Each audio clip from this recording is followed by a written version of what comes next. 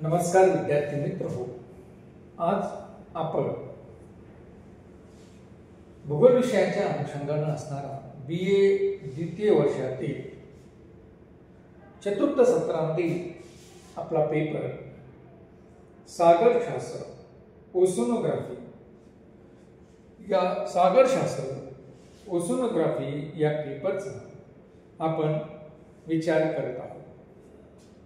मित्रहो, आपण मागील तासांमध्ये सागरशास्त्राचं महत्त्व इम्पॉर्टन्स किंवा महासागराचं महत्त्व इम्पॉर्टंट ऑफ ओशन या महासागरांचं महत्त्व आपण मागील तासापासून बघत आहोत। मागील तासामध्ये आपण महासागराचं हवामान विषयक महत्त्व कसं आहे मानवाच्या दृष्टिकोनातून याचा अभ्यास हा आपण केलेला आहे।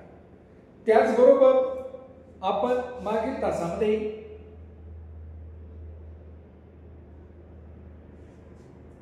खनिजाच्या संदर्भामध्ये मानव अलीकडच्या काळामध्ये कशा पद्धतीने महासागरावर अवलंबून आहे आणि जवळपास जगातील 80 पेक्षा जास्त देश हे महासागरातील खनिजांचं उत्खनन करताना आपल्याला या ठिकाणी दिसून येतात आणि त्यांच्या माध्यमातून स्वतःचा राष्ट्राचा विकास ते त्या ठिकाणी करत आहे। म्हणून राष्ट्राच्या विकासासाठी अलीकडच्या काळामध्ये या महासागरातील खनिजांचं महत्त्व हे वाढलेलं आपल्याला दिसून येत आहे। आणि मित्रहो, आपण याच महत्त्वाच्या संदर्भामध्ये जर आपण पुढे बघितलं तर आपल्याला असं दिसतंय की तिसरं जे काही महत्त्व या महासागराच्या अनुषंगाने मानवाच्या संदर्भामध्ये आहे ते म्हणजे अन्न, फूड।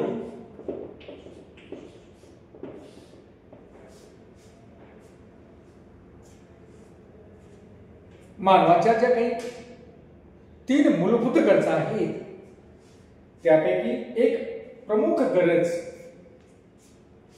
अन्न ही आहे। कारण मानवाच्या 3 मूलभूत गरजा अन्न, वस्त्र आणि निवारा यापैकी अन्न ही अतिशय महत्त्वाची गरज मानवाची आहे।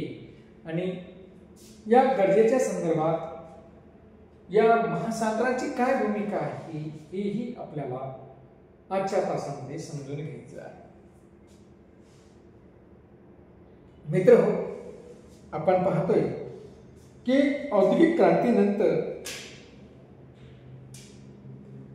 आरोग्यविषयक विविध अशा प्रकारच्या सुविधांची निर्मिती मोठ्या प्रमाणात संपूर्ण जगामध्ये झाली। आरोग्य सुविधांमध्ये वेगवेगळ्या प्रकारच्या सुधारणा झाल्या। आरोग्य भाग मानवाच्या आरोग्याच्या संदर्भात वेगवेगळ्या प्रकारची संशोधनं त्या ठिकाणी झाली आणि त्यामुळं आपण पाहतोय की मानवाचं असणारं आयुर्मान या आयुर्मानामध्ये वाढ झाली। त्या ठिकाणी मृत्यू दरामध्ये घट झाली। जे काही मृत्यूदर होत होता त्यामध्ये घट झाली आणि जन्मदरामध्ये वाढ झाली।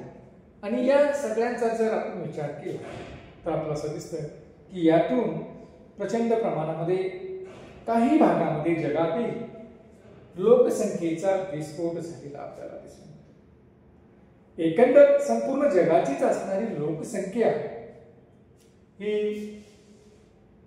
वाढलेली आपल्याला दिसून येते आणि या वाढलेल्या लोकसंख्येबरोबर जगातील असणारे शेतीचे उत्पादन, कृषीचे उत्पादन मात्र वाढले नाही आणि त्यामुळे आपण पाहतोय की अन्नधान्याचं उत्पादन त्या पटीनं वाढलेलं नाही ज्या पटीनं लोकसंख्येची वाढ या ठिकाणी झाली। आणि मग त्याचा असा परिणाम झाला की जगामध्ये या अन्नधान्याचा तुटवडा निर्माण झालेला आपल्याला दिसून येतो। जगातील काही भागांमध्ये जर आपण बघितलं तर आपल्याला असं दिसतं की कुपोषणासारखी समस्या अन्न न मिळाल्यामुळे निर्माण झालेली आपल्याला दिसते. आपण जर आफ्रिका खंडाचा विचार केला तर आपल्याला असं दिसतं की आफ्रिका खंडातील बऱ्याचशा देशांमध्ये कुपोषणासारखी समस्या या ठिकाणी निर्माण झालेली आहे.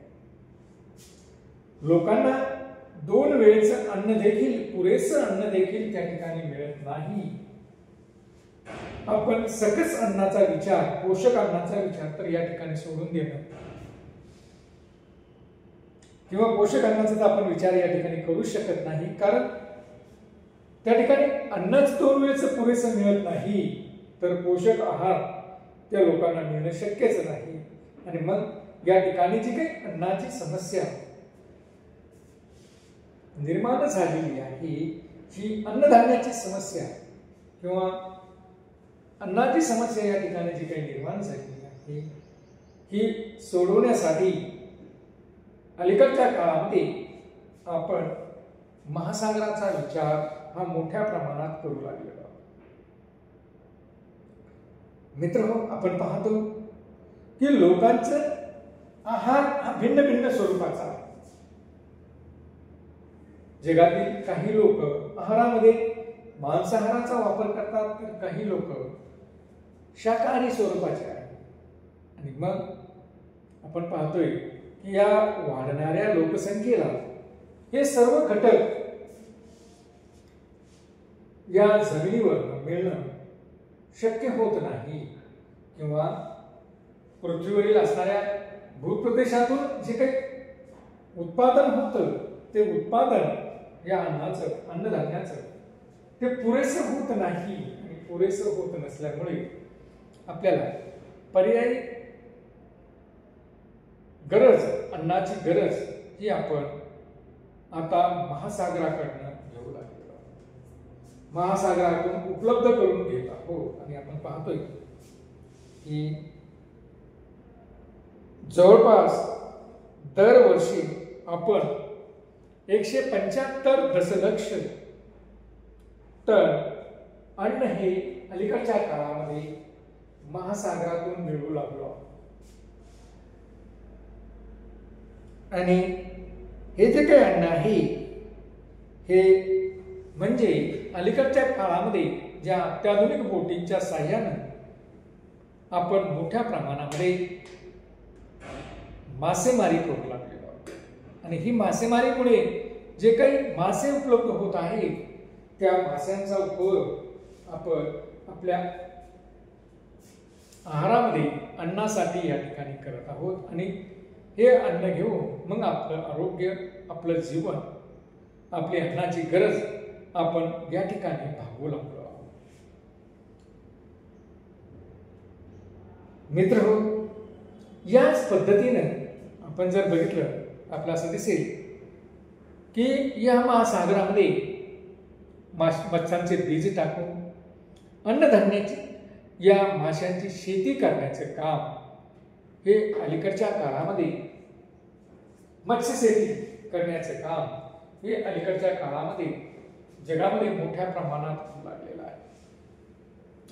ज्या ठिकाणी माशांसाठी पोषक अशा प्रकारचं हवामान आहे, पोषक अशा प्रकारचं घटक ज्या ठिकाणी उपलब्ध आहे त्या ठिकाणी आज आपण पाहतो की मोठ्या प्रमाणात मासेमारी केली जात आहे.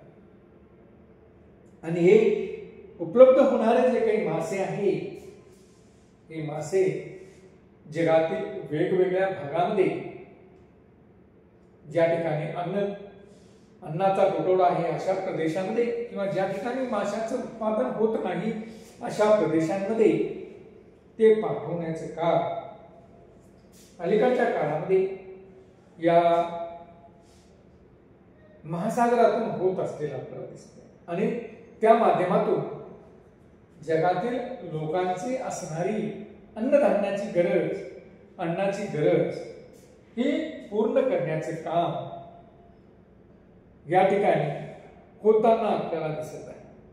आपण पाहतोय की काही प्रदेशामध्ये तर साधारणतः आपल्या भारतामध्ये खास करून किनारपट्टीच्या प्रदेशांमध्ये लोकांचे आवडते खाद्य हे मासे आहे, भात आणि मासे. आपण पाहतोय की कोकणामध्ये, आपल्या कोकणाच्या प्रदेशामध्ये, कोकण विभागामध्ये मोठ्या प्रमाणात लोकांचे आवडते खाद्य हे भात आणि मासे असलेले आपल्याला दिसून येतात. म्हणजे त्यांची अन्नाची गरज ही आता या महासागराच्या माध्यमातून या ठिकाणी पूर्ण होऊ लागलेली आपल्याला दिसून येते. म्हणूनच एक अन्न म्हणून अलीकडच्या काळामध्ये जर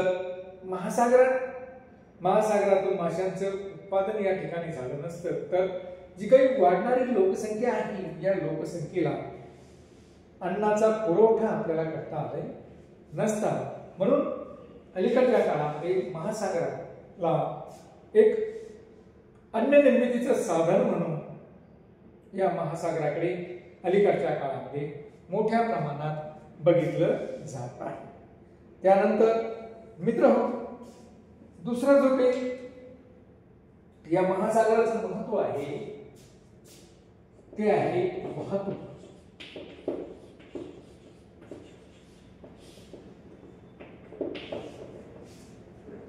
आपण पाहतो की जगामध्ये वाहतुकीचे विविध असे प्रकार आहेत. मग ते भूपृष्ठावरील रस्ते वाहतूक असेल किंवा भूपृष्ठावरील असणारी रेल्वे वाहतूक असेल किंवा भूपृष्ठावरील किंवा आकाशातील असणारी हवाई वाहतूक असेल.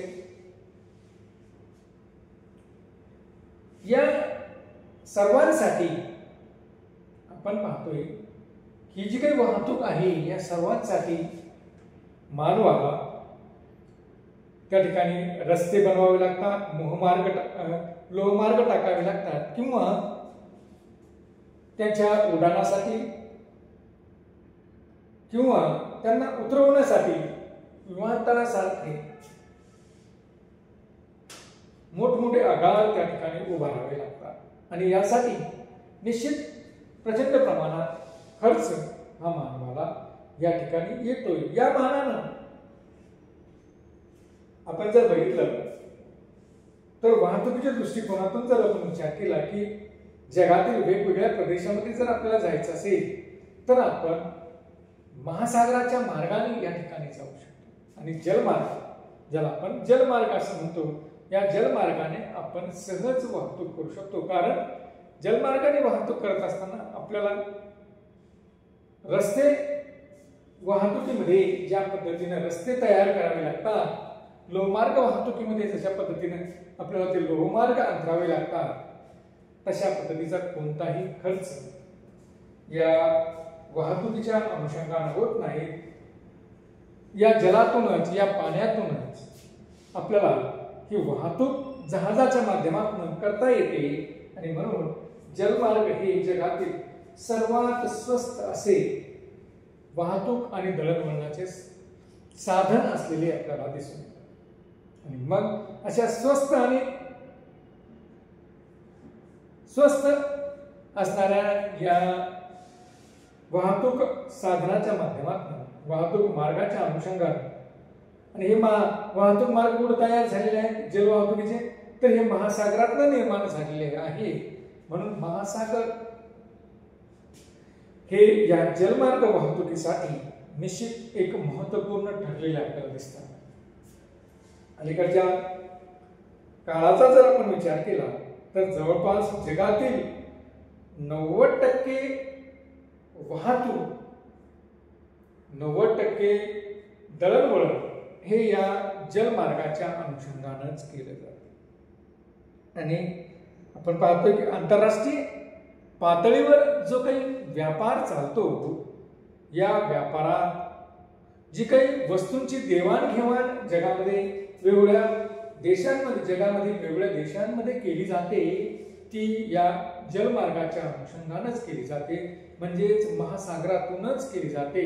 म्हणून आपण पाहतोय की महासागराला या वाहतुकीच्या संदर्भात अतिशय महत्त्वपूर्ण स्थान या ठिकाणी निर्माण झालेलं आहे.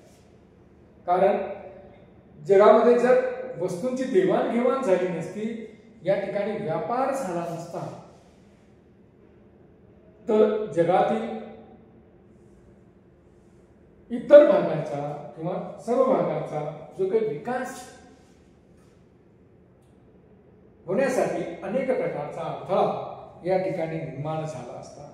आपण पाहतोय की जपान सारख्या विकसित राष्ट्राला आपण भारतातून मोठ्या प्रमाणात लोह खनिजाची निर्यात करत असतो आणि जपान सारख्या विकसित राष्ट्रातून मोठ्या प्रमाणात आपण तंत्रज्ञान, उपकरणांचे सुटे भाग, मशिनरीज अशा पद्धतीने आयात करत असतो आणि ही सगळी आयात निर्यात ही या जलमार्गाच्या अनुषंगानेच झालेली आपल्याला दिसून येते. तर जलमार्गाच्या निर्मितीमध्ये जलमार्गासाठी आणि जवळपास आपण सांगितलं की जगातील 90% किंवा त्यापेक्षा अधिक व्यापार हा या समुद्रातून जलमार्गाच्या अनुषंगाने होतो, या महासागरातून जलमार्गाच्या अनुषंगाने होतो. म्हणून महासागराला या वाहतुकीच्या संदर्भामध्ये अतिशय महत्व प्राप्त झालेलं आपल्याला दिसून येतं. धन्यवाद.